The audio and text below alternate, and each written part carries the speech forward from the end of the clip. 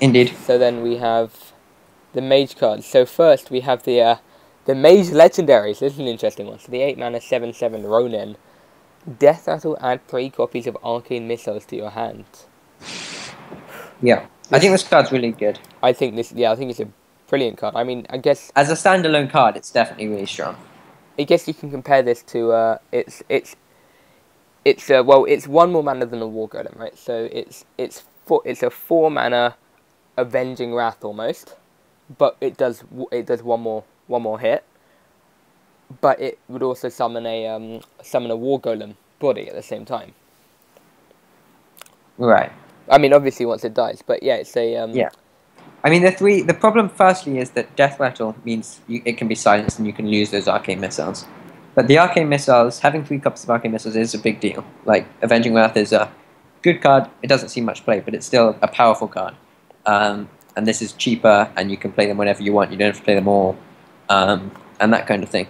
But the problem is that at 8 mana, all cards are pretty damn good and good value, or at least the ones that see play. So, like, is this better than Ragnaros? Maybe. Do you play this as well as Rag? Maybe. I don't know. But I think it's definitely a strong card. I guess if it's especially not, in Mage, right? yeah, if it's not silenced, I mean it's obvious it's a Mage class card, so it's gonna. If if this isn't silenced and it dies and you have Archmage, the synergy with this card is insane because you play your Archmage, you play your 3 Arcane Missiles, you deal 9 damage, randomly split amongst enemies, and you get 3 fireballs. Yeah, absolutely. Mage is the one who can make use of that the best. If they have the cards that reduce the cost of spells. They have the cards that have spell damage, that sort of thing. Archmage Antonidas, obviously. So if there's a deck for this, then Mage will do it. Okay, so next I guess we have the well, was one of the earliest cards released actually, and perhaps one of the most interesting is the Koldara Drake, which is clearly geared towards the Inspire mechanics. So it's a 6 mana 6/6. It's a dragon, so that's the benefit of synergy with that. But also the perhaps key words that make it so that it's actually worth playing it. It's the fact that it allows you to use your hero power any number of times. Yeah, I don't think this card is that good. If you're running an Inspire Mage deck, maybe you play it, but a 6 mana 6/6 is like below average stats, below Boulder Fist Ogre, so it needs to have good text. And this text is good, but it's not that good. Like, the turn you play this, you can get 2 hero powers out. If it lives another turn, you can maybe get 5 hero powers out, but even then, that on its own isn't very good. Like, spending your turn 10 or turn 11 or whatever, pinging 5 things with your hero power isn't that good. If you can get off the Inspire, then maybe. But I think the dream that everyone was having when this card was first revealed, of thinking there'd be, you'd be able to get a really cheap hero power that was really buffed and you'd use it 10 times and win the game, hasn't really. I don't think that's going to be a thing. Yeah, no, I guess it has synergy with the 3 mana, 2/2. I've forgotten the name, but it makes your hero power cost 2 less, so cost 0, the next time you use it. Right, so I mean that card is huge for Inspire, because there are some cards like the Priest, 7 mana 5/4 Inspire, summon a random legendary. That comboed with a card like with something like, well, you can't really get Koldara Drake, but I guess in a way the dream is Unstable Portal into the Priest legendary. Play it, it survives. Koldara Drake, and then Yeah. that'll happen. Yeah. I think you should definitely build a deck around that. That sounds good. Yeah, But I don't know. I'm not convinced about that card. I thought it was good when it was released, but having seen the full set, I don't think this card's that amazing. Because you're using your hero power at the moment, even once a turn, isn't that good. Like, using it more than once isn't something you want to do right now. So you have to be running a deck that makes such good use of that it's worth doing that. And then even then, this minion has to stick around and it has to make use of It has to get enough value that you play it, even though it's like a bad 6-drop on its own. I don't know. I don't think it's that good. I guess a more realistic sort of epic combo would be to just. I mean, the meta would have to be really slow for this to work, obviously, but you just discard True Heart, and you'd replace your hero power to start dealing 2 damage now, and then you would Cold Aura Drake, and maybe somehow you'd cloak it with a spare part that you had in your Mech Dragon Mage deck. The following turn, you play your Lady of the Lake or whatever it's called, and then you just go to town. But still, the everything has to line up perfectly for something like that, and even then, that's in theory, you know, if you have this card and the one that reduces the cost and the one that buffs the power, then like you're set. But I don't think you can reliably get that enough to make it a good deck. So. I agree. Okay, so next up we have Arcane Blast. I'm not a fan particularly of this. I don't know what you think. I think it's okay. I don't think it's particularly strong. Like, Mage already has good removals like Fireball, Frostbolt, and things to remove early game minions, and obviously they have late game minions as well. So the late game removal spells as well. So I think you do only run this if you have got minions with spell damage, which I don't know. I don't think that's good. I don't think that's where Mage is headed. Yeah, I don't think there's quite enough for Mage to make a proper spell damage deck. And there are some good spell damage minions released in this set, but most of the spell damage minions already in the game before this expansion at least were pretty bad. Azure Drake's like a good one, but lots of them are just bad cards on their own. Yeah, like Dalaran Mage is a pathetic card by itself. Yeah, even Kobold Geomancer is just bad. Lots of the cards just aren't good enough. Yeah. So I guess it's in Arena it's pick as well, right? In Arena it's okay, Average because there'll be plenty of things that you can probably kill with this. In Arena it's basically Arcane stuff. So I guess next card being the Secret Effigy is clearly geared towards control, right? So yeah, I really like this card. I think it's really cool. I think some of the major secrets are some of the coolest secrets. Maybe not always the best secrets, but definitely some really cool secrets. So, being when a friendly minion dies, summon a random minion with the same cost. I guess the dream is to play some huge creatures along with this effigy, which isn't that unreasonable if we think about it. And you could get some ridiculous value out of that 3-mana card. Yeah, and it's not unreasonable to think that you could have like 4 or 5 mana creatures on the board, or at least like 1 or 2 of them, and then this card is value. And also, even if it's only a 3-mana minion that you get copied, or that you summon something with from Effigy, this is a card kind of like a Death Rattle that makes your board stickier. So it's not even strictly worse than a 3-drop. But mainly you want to be playing this card, obviously, if you can get a higher mana cost minion. Yeah. I think it's good. If you're running secrets, I think you try and run this one too. I think I don't really tend to pick that many secrets in Arena. I sometimes if I'm really gonna pick one, it would probably be Mirror Image, but I would consider picking Effigy. Yeah, I think it's a good one for Arena. So I think it's quite a good card. So I guess next up we have, I love this card so much, the Polymorph Boar. So if the so-called 1 in 3 chance of Huffer for Hunter wasn't enough, Mage now has a guaranteed Huffer. Yeah, I think this card's really cool. I like the dual purpose of the card. Like, you cast this on your opponent's minion and trade in a 2/1 or trade in a low-cost minion as removal, or you cast this on your own creature that just attacked to deal 4 damage to the face, push for the win, or to kill something off.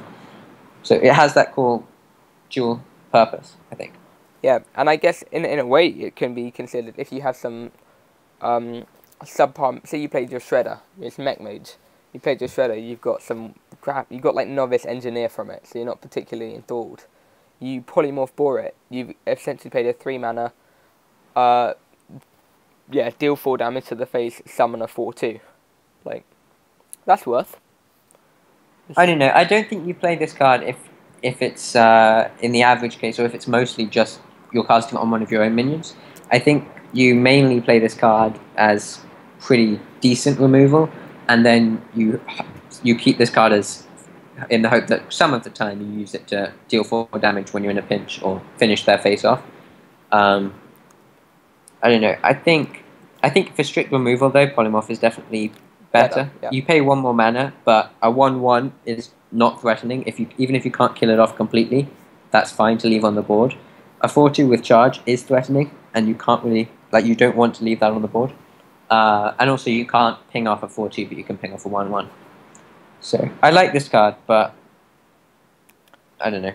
I guess Maybe in an aggressive deck, maybe it's good enough because you'll have low-cost minions and also you'll want that extra damage in the end. So maybe if you're running an aggressive deck like Mage or something, you put in this card. Yeah, I think in something like Arena though, this is because you always, in pretty much all Arena decks, apart from like some insane decks sometimes people draft, there are going to be really subpar cards that you have to play. I guess if in Arena this card's fine. Yeah, I'd rate this card as good. And also in Arena, like Polymorph is a good card. So even if this isn't as good as Polymorph, it's a good card. Okay, so yeah. Next up we have Fallen Hero. So it's an interesting card. They're clearly trying to get a mage inspired deck going here. I can imagine then that next week's Tavern Ball, the inspired deck may or may not be mage centered, given how maybe given how that was one of the wasn't that the first deck they revealed when they were revealing the grand tournament. One of the first ones they were previewing was Mage Inspire. I don't think this card is that great. If you play it on turn 2, which is when you want to play your 2-drops, then are you really going to Hero Power on turn 3? At best, you Hero Power on turn 3 to kill their 2-drop, but then they play a 3-drop, and you're not in a great position. No. I don't think you can afford to screw up your tempo that much. And if you're not using the Hero Power, then why would you play this card? Yeah, I mean, it's better than some Hero Powers in the late game, but I don't think it's that good. And a lot of the time, what if it's 2 mana and you play your Fallen Hero? It's their turn. They coin out or they play their Spider Tank, and now you're in a really awkward position of, you're going to ping the Spider Tank and run the Fallen Hero in, but you probably can't do that much more with your turn anyway. So, yeah. I mean, it doesn't make that much of a difference in the situations like that, because otherwise you could have just pinged it normally and run your Fallen Hero in, and the 1 damage doesn't make a difference in that case. Yeah. In the current game state, you don't want to be using your Hero Power in the early game, really. If you're a control deck, it's sometimes okay, but you don't really want to be using it. And if you're playing this card on turn 2, or in the early game, then it's unlikely you have other inspired cards out there, so you probably still don't want to be playing your Hero Power. Maybe in a maybe in a pretty late game control mage deck, this card is okay, as in you play it knowing you're going to lose tempo, but you don't have anything else to play anyway, so you spend you kill the opponent's 3/2 or something.